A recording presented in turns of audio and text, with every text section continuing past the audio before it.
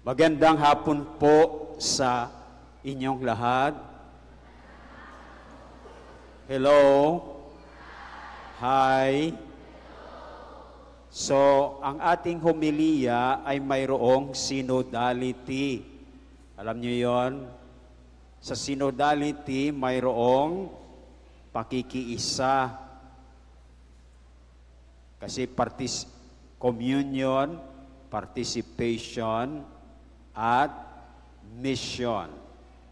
So tayo nakikiisa, tayo ay nakikilahok para matupad natin ang ating mission. So sa homilya, tayo rin ay makipakikiisa. Paano? Makikinig tayo. Hindi po ba? Makikinig tayo sa pari, yun ay pakikiisa. Pangalawa, participation, magpa-participate kayo ngayon sa homily. Kaya tinatanong ko kayo. Okay?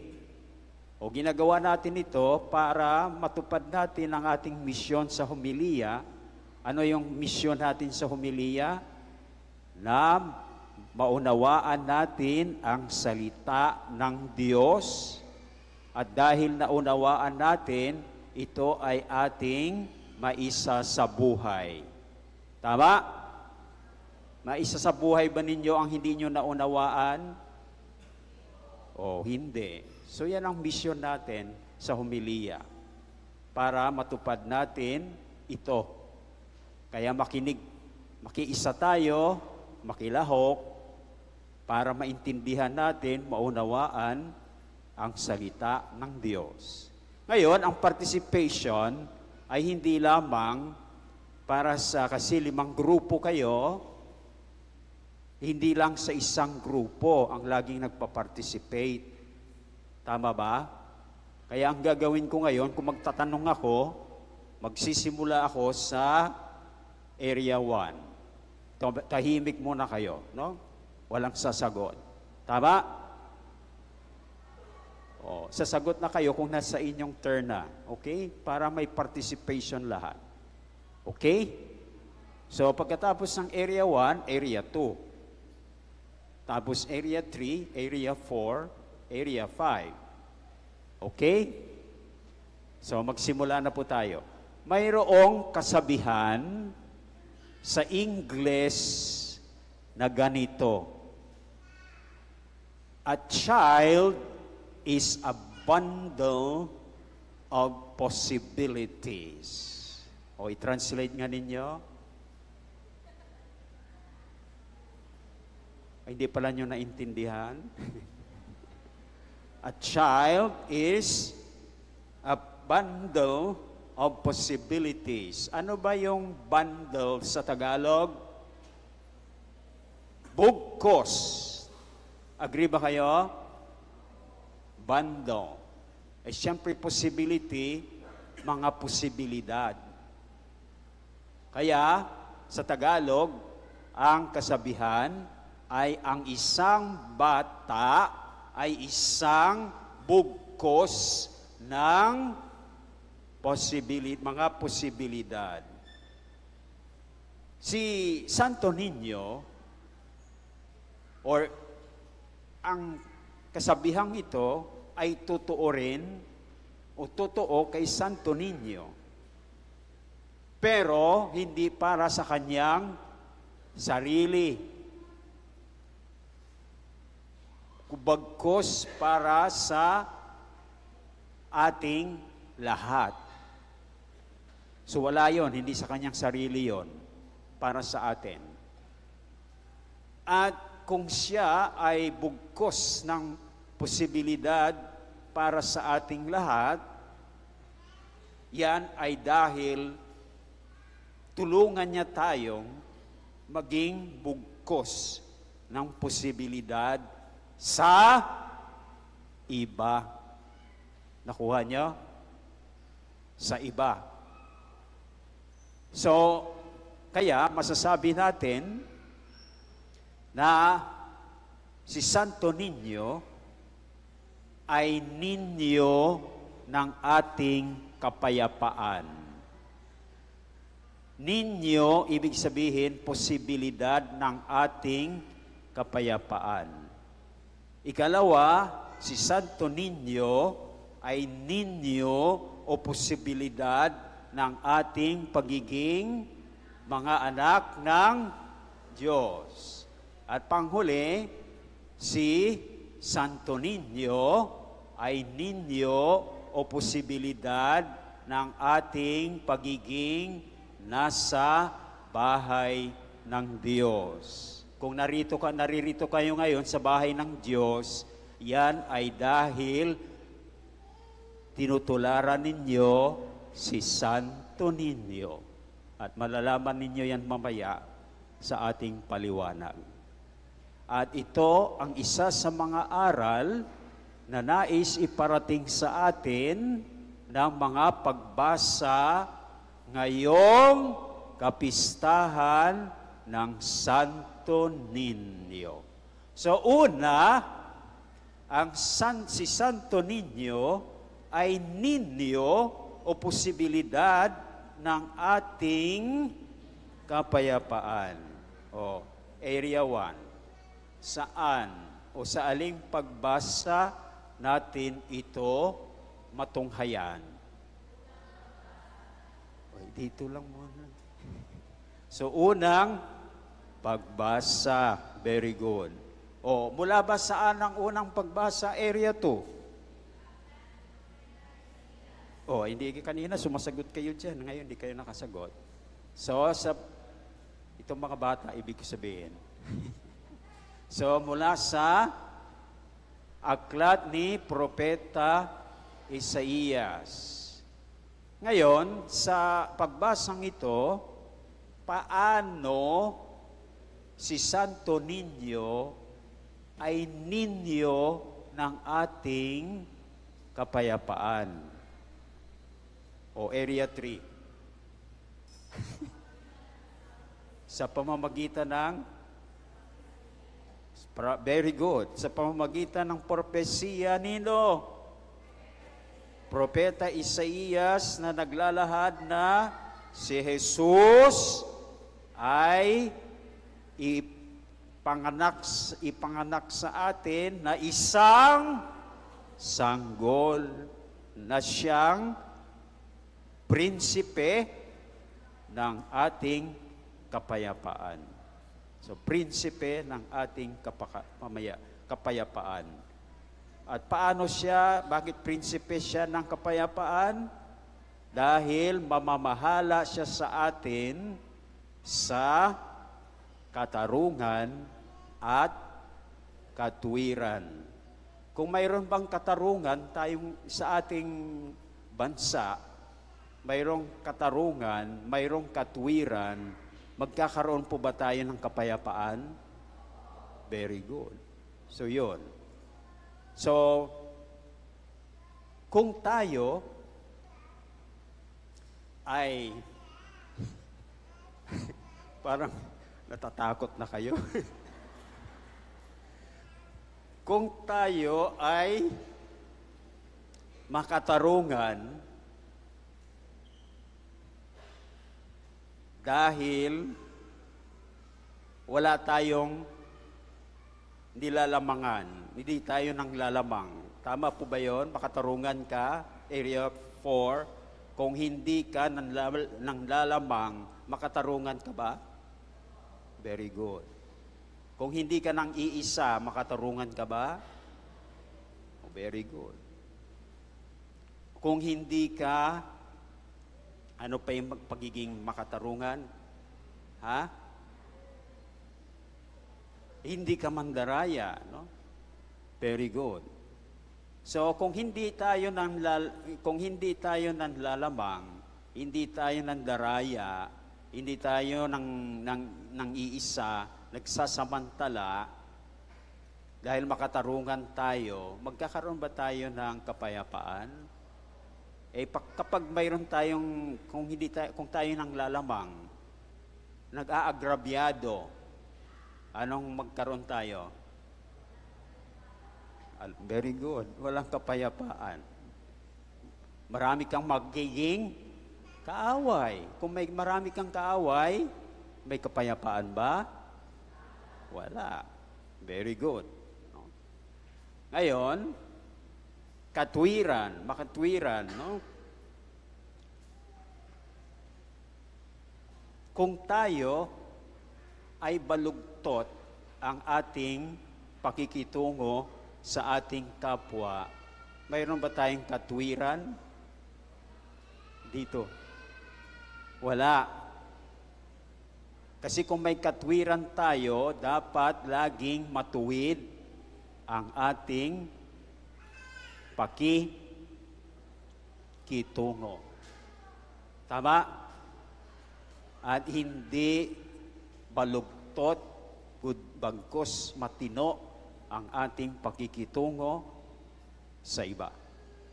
So yan, kapag tayo ay makatarungan at makatwiran dahil sa ating prinsipe ng kapayapaan, tayo ay magkakaroon ng kapayapaan. Kaya dapat tularan natin si Santo Niño, prinsipe ng ating kapayapaan. At si Santo Niño nga ay ninyo ng ating kapayapaan. Pangalawa, si Santo Niño ay ninyo ng ating pagiging mga anak ng Diyos. O sa aling pagbasa na naman, lagi na lang kayo sa aling pagbasa. So sa aling pagbasa natin matunghayan ito, bahit na wala na yung mga bata dito, sa ikalawang pagbasa, very good. O sa alin namang mula ang ikalawang pagbasa, mula sa sulat ni Apostol San Pablo sa mga Epeso. Ngayon, sa pagbasang ito, paano si Santo Niño ay ninyo ng ating pagiging posibilidad ng ating pagiging mga anak ng Diyos. Very good. Galing ng Eritrea sa pakikiisa kay Kristo. Ito ay dati, titingnan natin ito sa konteksto ng sulat ni Apostol San Pablo sa mga taga-Efeso.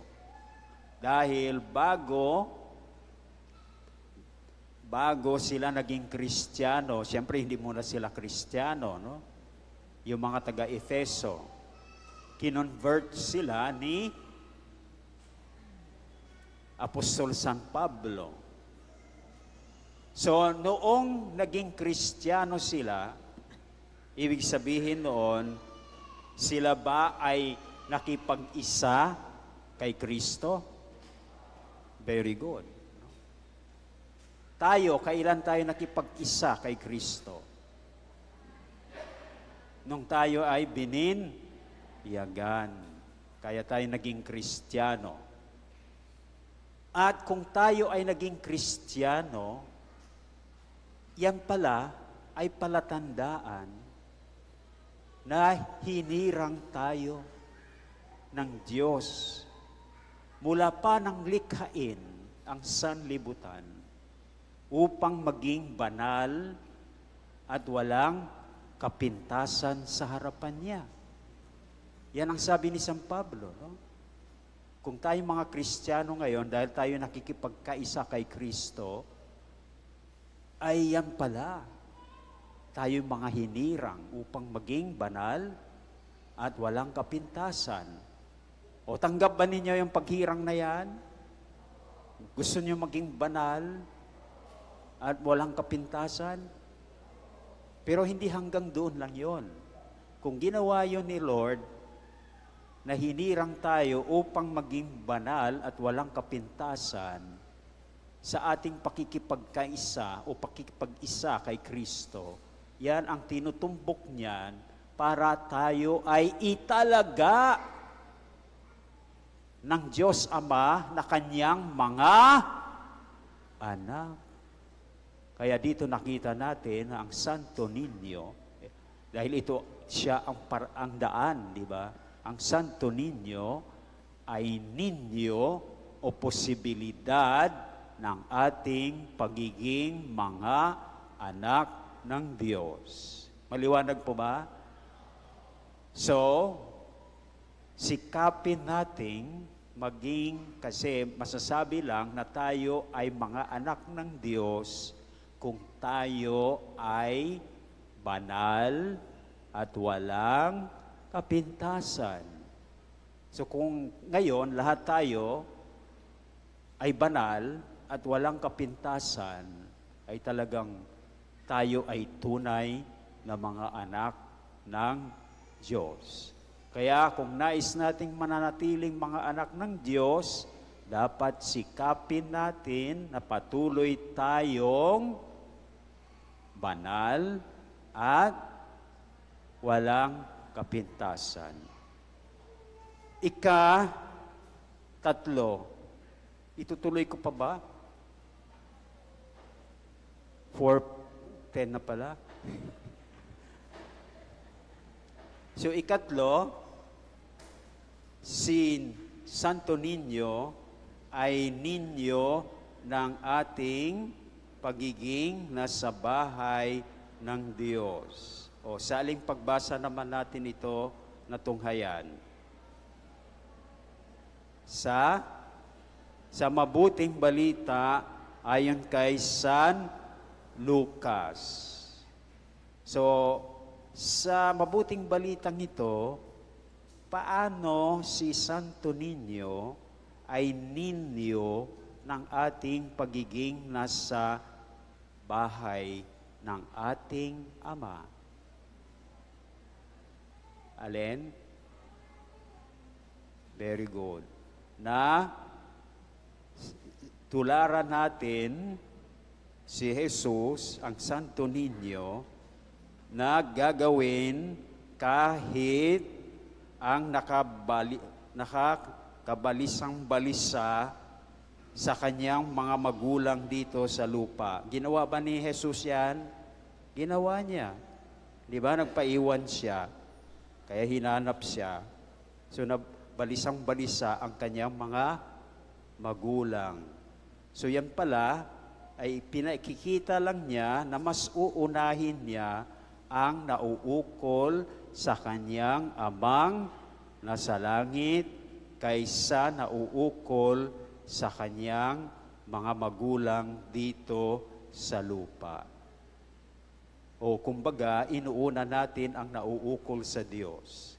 Kaya ngayon, kung naririto kayo, dahil ginaya ninyo, tinularan ninyo si Santo Niño, mas uunahin pa ninyo ang nauukol sa Diyos. Ang ginagawa ba natin ngayon ay nauukol sa Diyos? O, nandito kayo ngayon, kaya inuuna ninyo. Amen? So dito, nakita natin na si Santo Niño ay ninyo ng ating pagiging nasa bahay ng Diyos kung tutularan natin siya. Ngayon, kung si Santo Niño ay bugkos ng mga magagandang posibilidad para sa atin, yan ay para tayo rin ay magiging bugkos ng magagandang posibilidad sa iba. Agree ba kayo? O paano tayo maging bugkos ng magandang posibilidad sa iba? Number 1, tulungan natin ang iba na maging makatarungan at makatwiran para mapasa kanila rin ang kapayapaan. O kaya ba yan? Very good, kaya. Pangalawa, tulungan natin ng iba para mananatili silang mga banal at walang kapintasan, para patuloy silang mga anak ng Diyos. O kaya rin? At panghuli, kakayanin natin. Tulungan natin ang iba para mas uunahin nila ang nauukol sa Diyos Ama at hindi makakaligtaan ang kanilang pagiging nasa bahay ng Diyos. O kaya ba? Eh, kayang-kaya niyo. Nandito lahat yung pamilya niyo eh, no? So, kung magkagayon, eh, klarong-klaro, tayo nga ay mga bugkos ng magagandang posibilidad para sa iba. Amen?